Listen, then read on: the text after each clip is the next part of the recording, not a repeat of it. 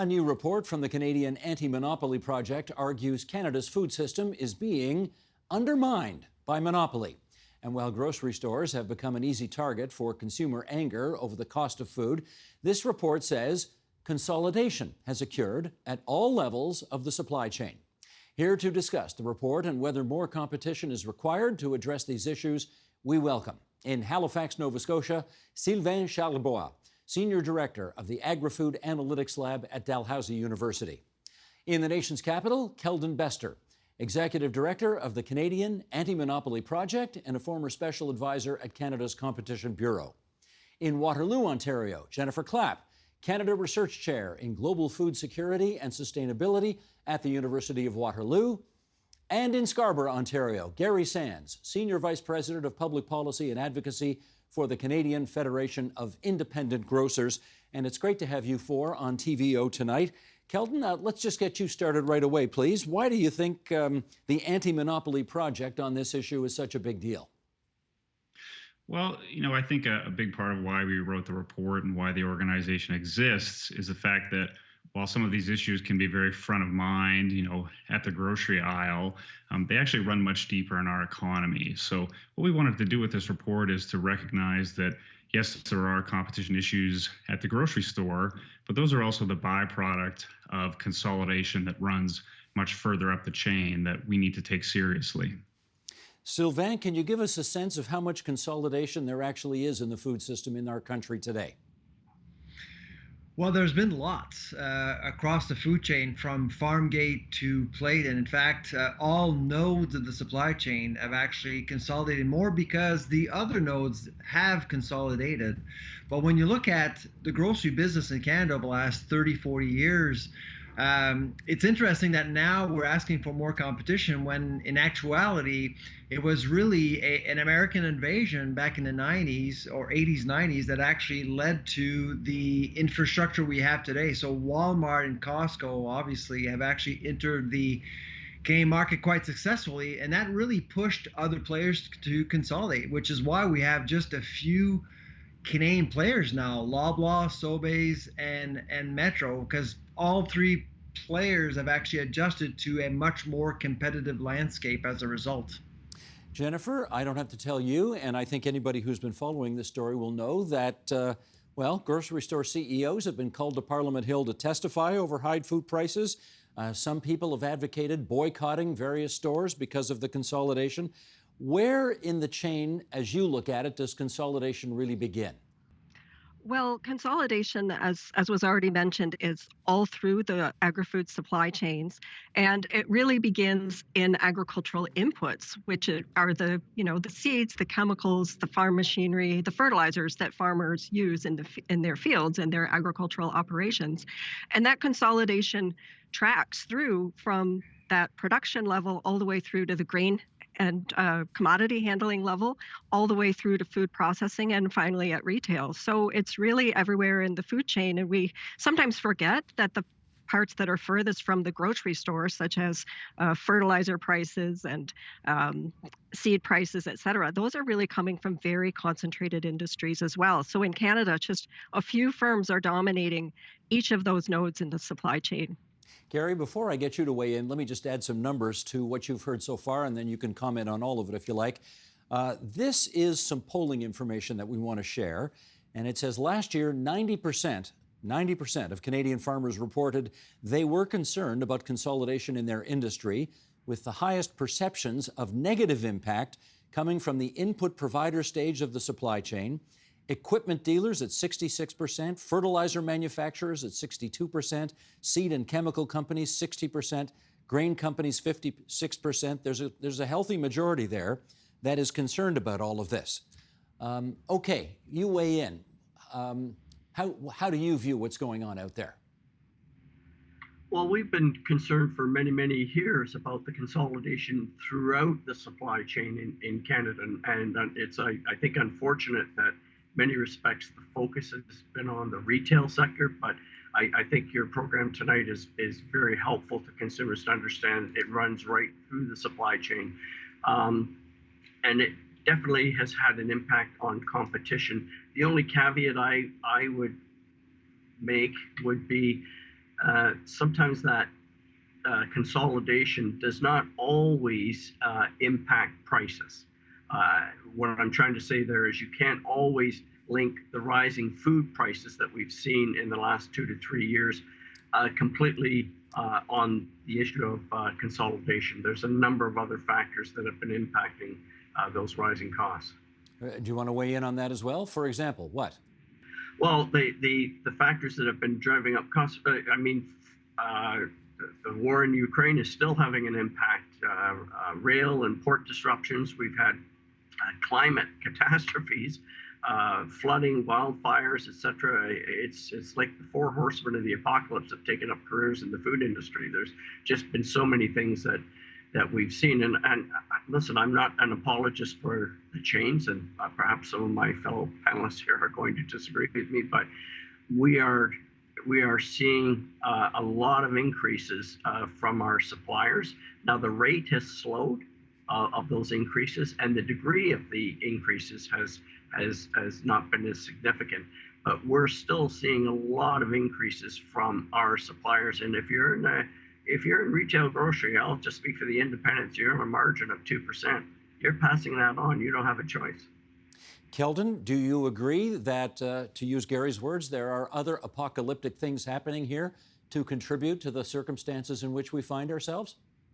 Absolutely. There's always multiple factors going on here, but with the question of competition, especially in the past couple of years, you think about monopoly as the ability to pass on and not have to share the burden of those costs. So over the past years, we've seen different segments of the chain, both the beef processors, the manufacturers of consumer packaged goods, and grocers in Canada who have been able to either maintain or slightly expand margins in comparison to their equivalents in the United Kingdom. The question is, when those factors occur, who shares the burden and who can pass that on further down the chain?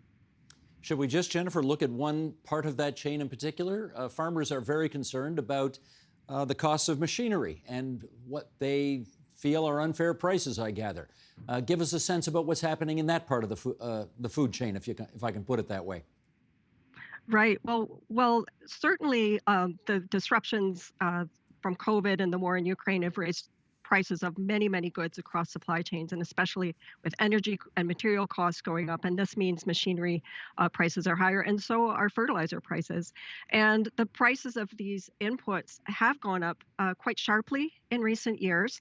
And this has been a big concern because and we're concerned about concentration in particular, I should say, because when these disruptions happen, when you do have consolidation, it does give those firms a bit of cover to raise prices beyond their increased costs. And that's one of the big concerns that farmer groups have had, is that these companies have even said so in their earnings reports, that the increased prices that they've been able to charge have outweighed their increased costs. So as Keldon said, he's absolutely right. The question is, who is bearing the burden of the higher prices? And when you do have consolidation, those firms have more market power, and it enables them to pass on those costs to consumers. Is it inevitable, Sylvain, that consumers are going to have to pay for the additional costs every step along the chain? Likely, but not always. I do want to push the panel a little bit to think further about monopolies. I, for one, believe that there are no monopolies in the food industry. They don't necessarily exist. Of course, companies will go after control and power. That's business. But there is a difference between business and abuse. And there is abuse within the system, and Gary would know that very well.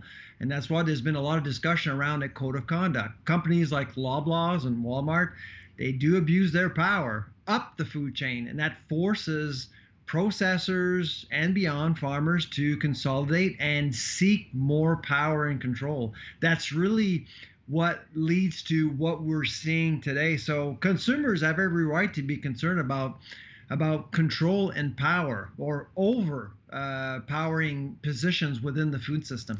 Just before I get Keldon to comment on that, Sylvain, maybe you could help us understand what, in your view, is the difference between control and power and abuse. Where's that line?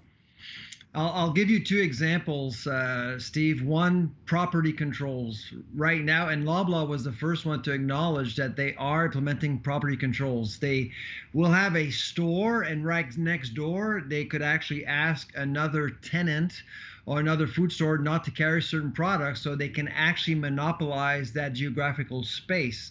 Those are called property controls. That's abuse, in my view. They shouldn't be allowed in Canada.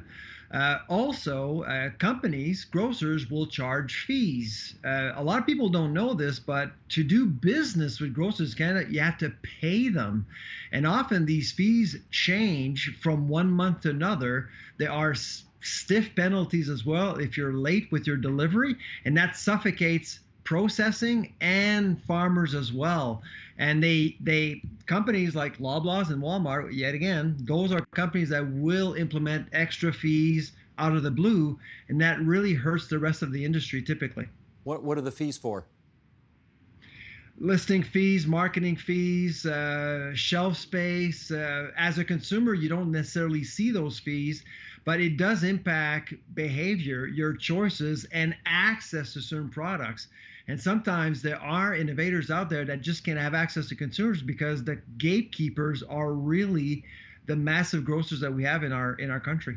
Okay, Keldon, you want to weigh in on that?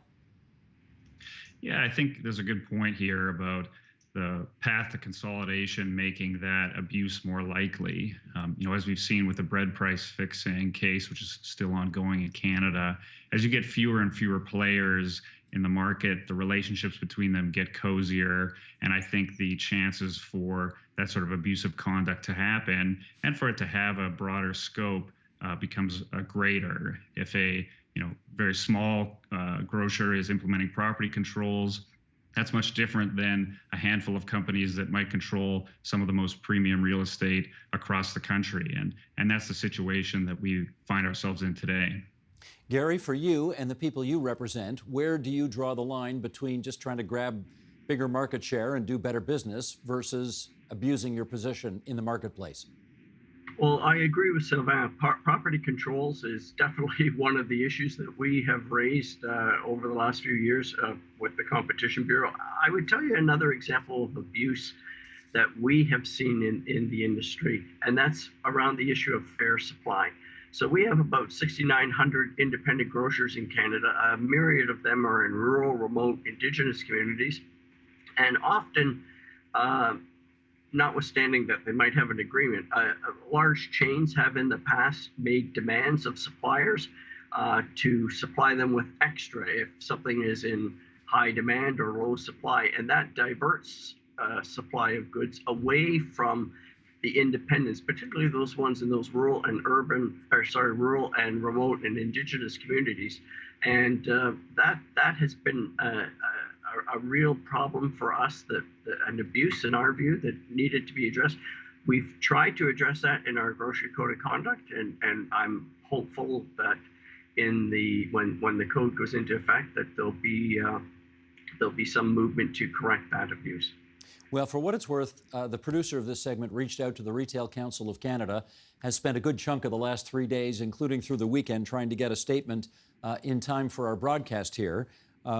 Alas, a statement was not provided in time, but there is this on their website. So let me read this, and then we can have a chat about what the Retail Council of Canada says there. They say they're pleased to see that the Competition Bureau Retail Grocery Market Study report did not make any finding that grocery profits have been excessive or that grocers have padded margins during this inflationary period.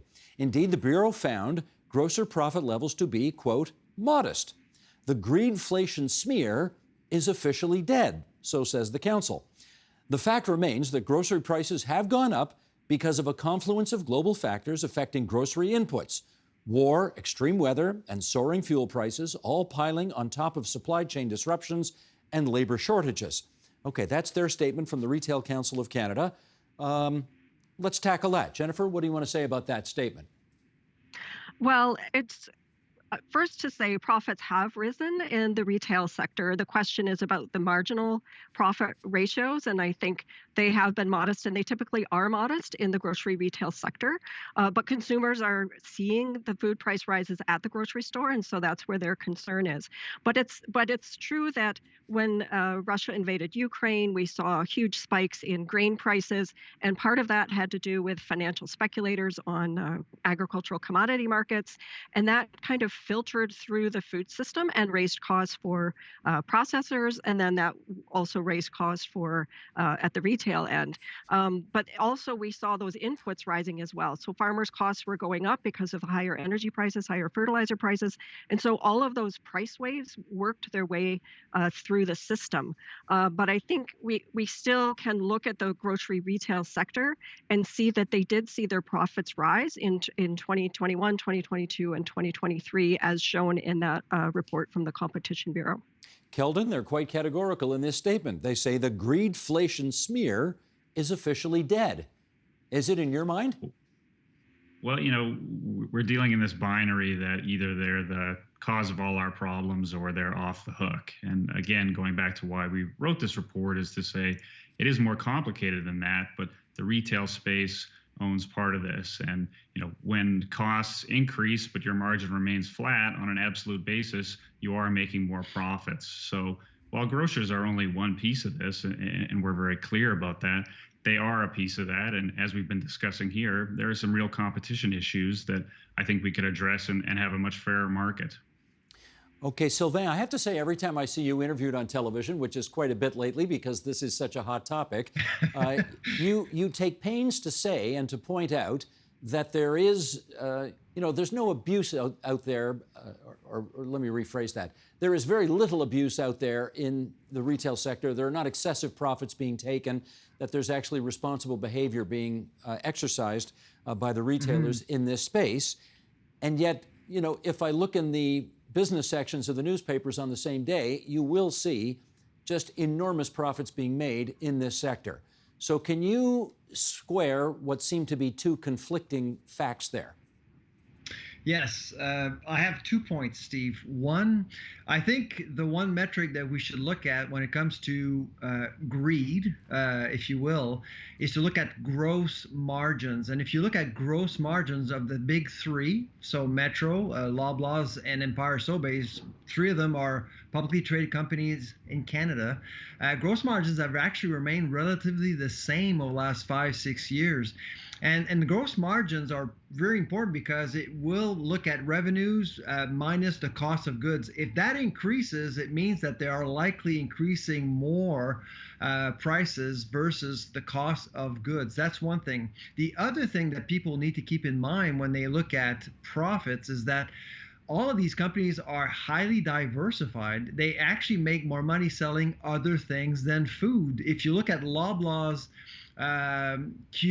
quarterly results last week, half of the profits of Loblaw come from shoppers selling medication, clothing, cosmetics, and things like that. So if you want to accuse a company like Loblaw's of greed because they're selling, say, lipstick, well, you may have a case. But when it comes to food, same-store sales have remained under 2%, which is under food inflation right now.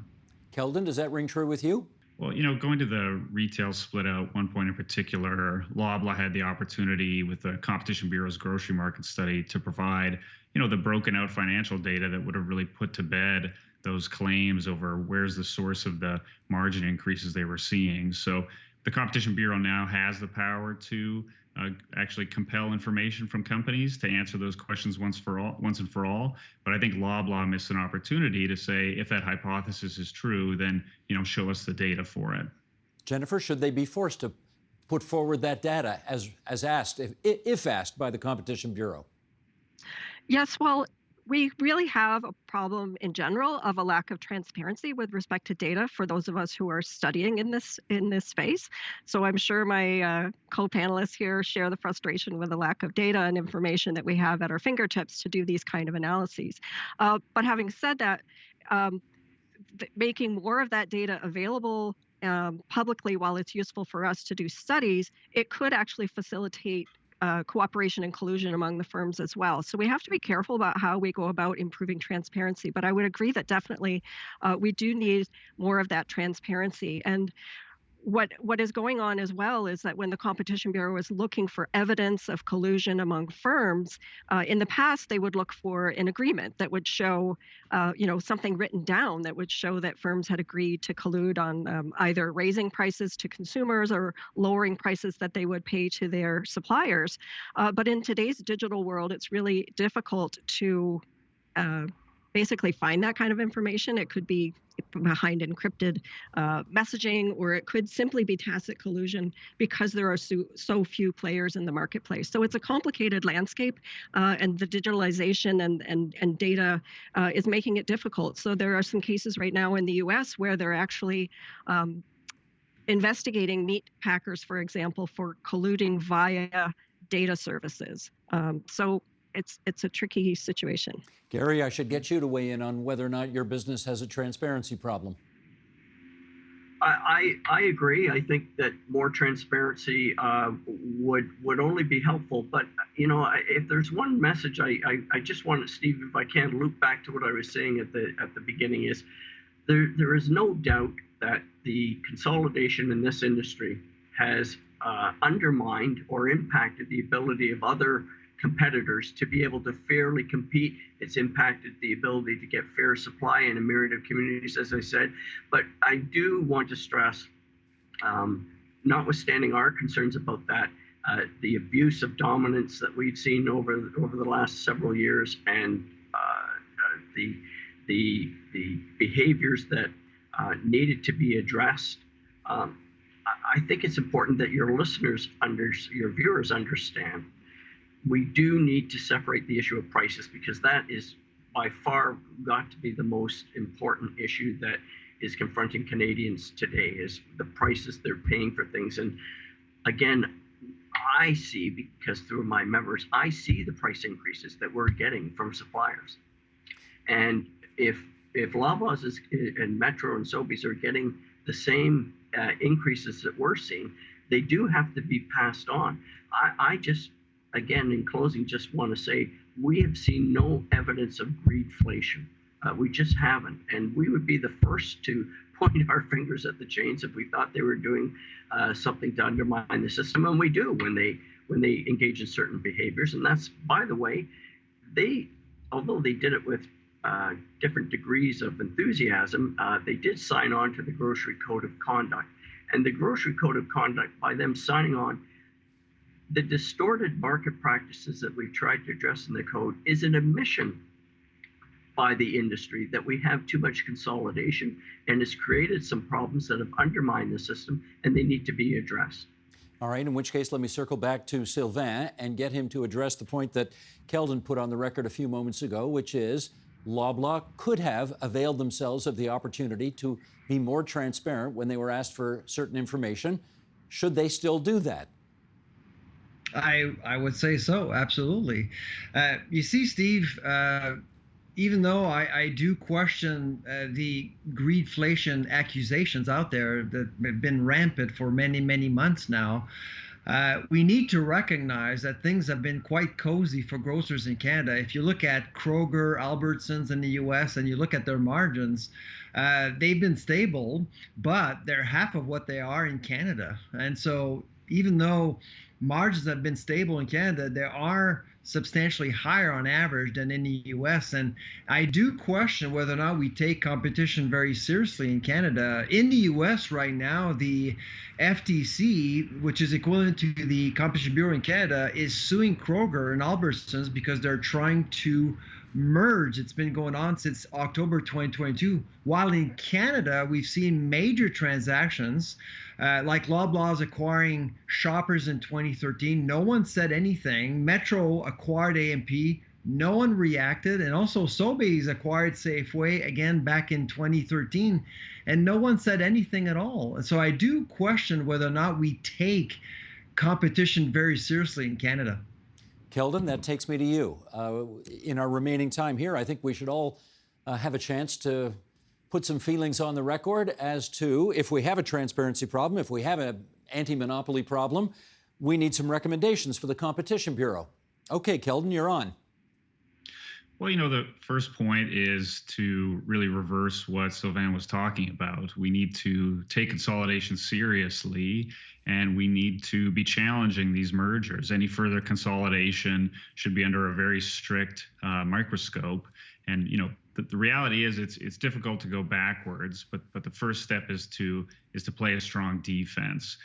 The next thing to do is to think about those practices that might be harming fair competition, whether they're property controls or collusion. We really need a focus on that, not just at the grocery level, but all the way up the chain. And we encourage the Bureau to use its new powers, particularly these market studies and expanded abusive dominance, to go further up the chain and understand that what's going on in these extremely consolidated markets. Third, things like the Grocery Code of Conduct. Our experience, looking at the experience of the UK, suggests that eventually something in statute may be required to go after specific harmful practices. But again, I think these are good first steps and a part of taking competition seriously, finally. Jennifer, what would you add to that? Yes, well, I would agree that we definitely need stronger competition policies in Canada. And worldwide, competition policies have been weakened since the 1980s. And it's interesting that the U.S. has taken a bit of a stronger stand in recent years because the Biden administration really took charge and decided to strengthen competition policies in the U.S. And I do think that Canada needs to follow suit because for too long, the Competition Authority has just turned a blind eye to these major mergers that have led to considerable consolidation that raises these concerns about market power in the economy. And in the food system, it really matters. Food is a basic need. It's a human right. It's provides livelihoods for over a third of humanity. It's important for culture. It's tied to ecosystems. Food is really important. And so we have to consider the consequences of concentration in the sector. Gary, okay, I certainly stand to be corrected on this, but if you look back over the last 25 years, there's only one really significant example I can think of when somebody stepped in and really struck a blow against monopolistic practices and against breaking up the monopolies. And that's when Paul Martin, when he was finance minister, told a couple of the big banks, no, I'm sorry, you cannot merge. But for the most part, we don't seem to be all that interested in striking a blow for more competition and fewer monopolistic practices. Why is that, do you think? I don't know. It's been a source of frustration and actually anger from our standpoint, from the independent grocers. The mergers and acquisitions that have been allowed to take place, and Steve, it's not just at the retail sector. So I'll give you an example of the kinds of things that have been approved by the Bureau, because sometimes you'll have a big acquisition and they'll force the company to divest a few retail stores. But let's take Ontario. We're TV Ontario here in Ontario. 59% of the retail grocery stores in Ontario are independents. But the two biggest wholesalers are Loblaws and Sobeys. So if you're an independent, in a lot of cases, you're buying from your retail competitor. That's a situation that should never, ever have been allowed to occur. Unfortunately, in my view, I don't know how we put the toothpaste back in the tube. I really think we need to have a conversation as an industry and with governments about what can we do to support independent grocers and help that sector grow and stay on the playing field. It's never going to be a level playing field, but what can we do to help them stay on the field? Well, coincidentally, Sylvain, as I gave you the last word on this discussion, we just this second heard back from the Competition Bureau. And here's the statement they gave us. I'm going to read you the statement. It's not that long, and then I'll have you comment on wrap this discussion up. The Bureau says, as noted in our annual plan, we continue to prioritize investigations of anti-competitive conduct and mergers that make everyday life less affordable for Canadians, such as in the retail, grocery, and food supply sector. And we are committed to implementing the recent major legislative changes to the Competition Act and applying new tools to prevent, detect, and address anti-competitive activity in these sectors. That's what the Competition Bureau says. Sylvain, react to that if you would.